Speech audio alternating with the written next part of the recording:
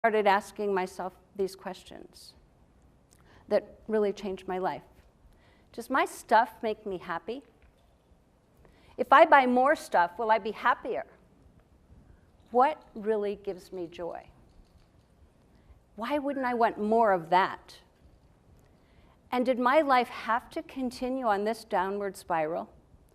Or could I choose to actually create a life that I loved? After all, for 40 years as an interior designer, I've been designing other people's lives all over the country. Why not design my own? In December 2015, at a Christmas party in my home, a gentleman asked, "Rita, how much longer are you going to live in this big house by yourself?" I said, "Oh, in 1 year from now, I'm going to be living in a small apartment in Center City, Philadelphia." I have no idea where those words came from.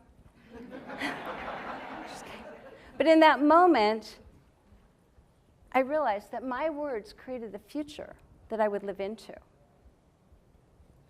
January 2016, I sat on the living room floor of my big home. I looked up and I cried. I had no idea where to begin. So rather than making downsizing a project, which is always harder, I decided to make it a game. So I called family and friends, many of them are here right now, and enrolled them in the possibility of helping me attack just one area of my home at a time for just 4 or 5 hours on a Saturday or Sunday.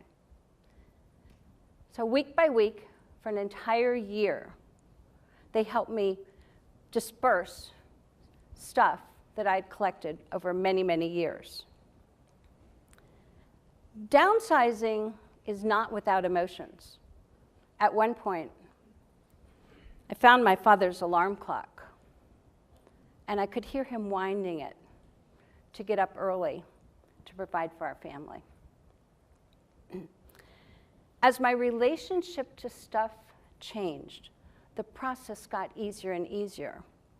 And what I realized was things didn't make me happy.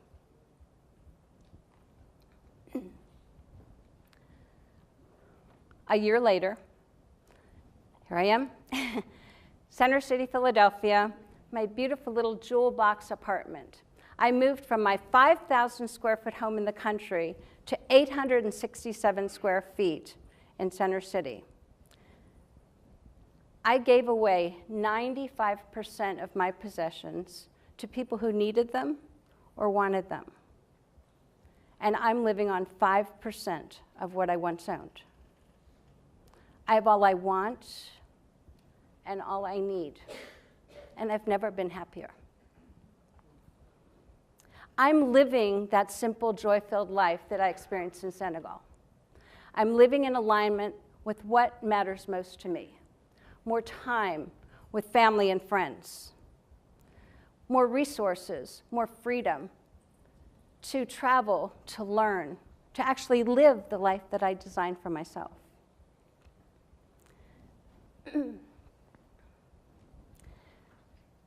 A ripple effect of downsizing is that I also downsized my company's work week for a better work-life balance.